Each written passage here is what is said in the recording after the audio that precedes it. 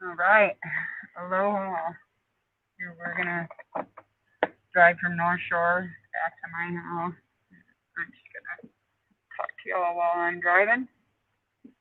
I'll be able to read any comments. I don't really anticipate a heck of a lot of people showing up because it's 11 o'clock Hawaii time. And that makes it dark 30 for most of you in the United States, which I think a lot of my subscribers are in the United States. So, but I've been around for a while, so I figured, what the heck, jump on here. Today is the 37th anniversary of my grandfather's death. So it seems like a good day to talk about why I got into true crime. And fall out of the car. I guess I can take my mask off now too. Okay. Anyways, yeah, we'll just jump right into it. So, in Salt Lake City, Utah, on October 30th, basically about this time, I think, in 1983, my grandfather, Cecil Porter, was at home alone at his house. Cecil had lived through the Great Depression. In fact, my grandmother, his daughter, so this is my great-grandfather. His daughter is my grandmother, my mom's mom. So she was born in 1931, which was the year that the 7 years drought began. 2 years after the stock market crash in 1929. And so to say that they were poor, struggling, everyone was at that time. And for that reason, my grandfather did not trust banks. How could you trust banks? I've thought about that a lot. If you lived through the stock market crash and you went to the bank to get your money out and they were just like, sorry, don't have any money anymore. That would be, I don't trust banks really. And I didn't even live through that. So you can see why he did not trust banks. So he had his money basically stashed all over his house. And most people didn't know that, but some folks did. And he was a bit of what we would call a hoarder now. Again, I think that comes from living through the Depression, saving everything, feeling like you couldn't throw anything away because who knows when all that could happen again. I know you guys probably can't see me unless I'm going under a light, but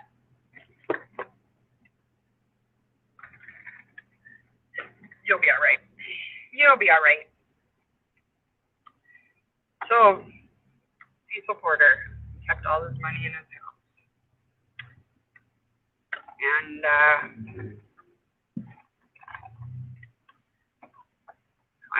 that year, Halloween fell on a Sunday. And in Utah, a lot of times they will move Halloween to Saturday. They'll move the trick-or-treating stuff to Saturday. Now, I don't know if that happens that year that way, but that's just something I wondered about later on. One year when they were moving Halloween, I don't know, I feel like I remember one of my relatives telling me something about that they had done that.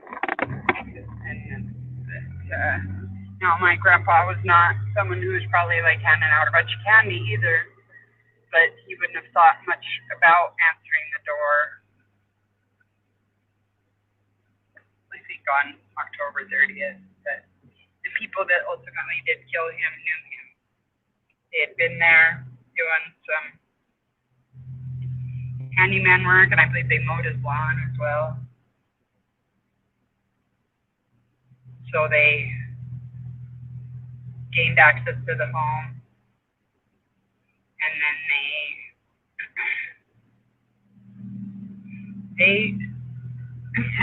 my grandpa was 79 years old. And this was back in 1983, so I feel like 79 was a little older in 83 than it is now, you know, I mean, like, I don't know, 79 is just, that's old. It's a little old man. And they beat him so severely that it was difficult to determine the cause of death at first. They had to do the autopsy. If I remember correctly, I think it was like 15 blows to his face and his head alone. And then they shot him. And then the sons of bitches out of the cupboard and grabbed some cereal and sat down and watched TV. But they I think were trying to find where he could stash the money. And he had money all over his house. So I mean, like, it wasn't like there was, like, I don't know, any one place. But he was not a rich man, and I think that they thought he was or something. But anyway, they had beat him all through the house. It was awful. And in order to get the house, like, ready to sell or whatever, I guess. I don't know. My family went to clean the house. Obviously not me. I was a child then, so, you know. Well, I guess it wouldn't be obvious to you. I was a child then, so I was like my grandmother and my mother and her siblings had to go, and yeah, just. I mean, these are the things that you don't know unless you're in that situation. That, you know, there's not like some furry crime scene cleaner that swoops in and cleans that up for you. Now you can hire a crime scene cleanup crew, but even still, that's pretty expensive because there's a lot that goes into it, you know. So, yeah.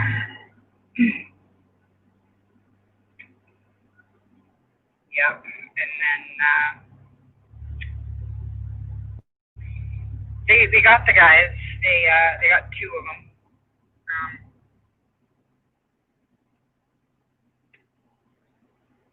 One of them just he's supposed to serve a life sentence. He's not supposed to see the light of day, but he was able to parole out because he had missed out on time with his grandkids. I'm disgusted by that. Like, I can't believe they let him out. I really can't. I mean, the guy, he was like a career criminal. He started off like as a little kid, like breaking into stuff. He had like burglary, he had grand theft. In fact, when he killed my grandpa, he was out on parole. So this is a guy that just, you know, was violent and criminal his entire life, but they were, you know, but he missed out on time with his grandkids. Guess what? So did my grandpa. You know, but I don't know. He should have done life in prison for what he did. He really, you know. But he's free right now. He's walking around. He's living his best life.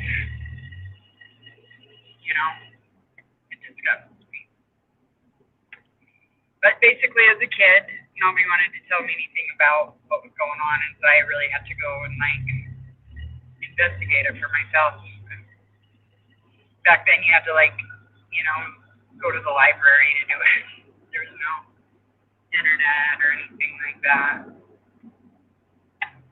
So then after that, it was about, I want to say,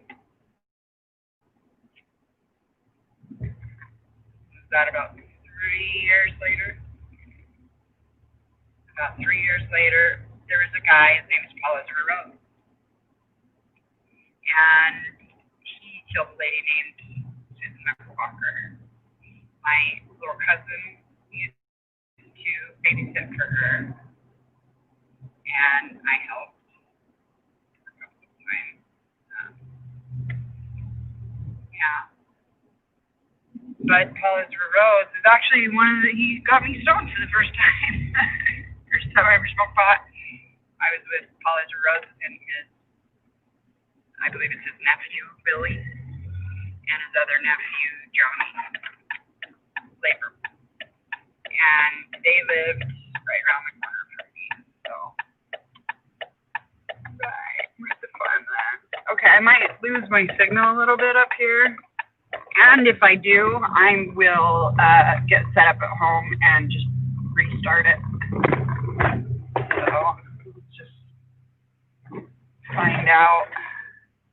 Actually, I know for a fact I'm going to lose my signal up here because I'm going to go through a little dip and going up the mountain. I'll turn my little light on here. Hi.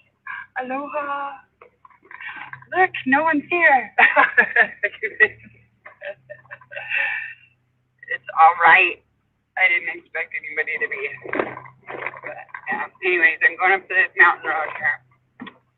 And I'm going to wind up going up a little ways, and I'm going to go down into a dip, and I'm going to lose my signal. So, anyways, that is the story of why I got into true crime, and I will probably be back. Probably. We'll see. I haven't been here for a few hours, so we'll see if everything cool and good at the farm. I will just jump right back on,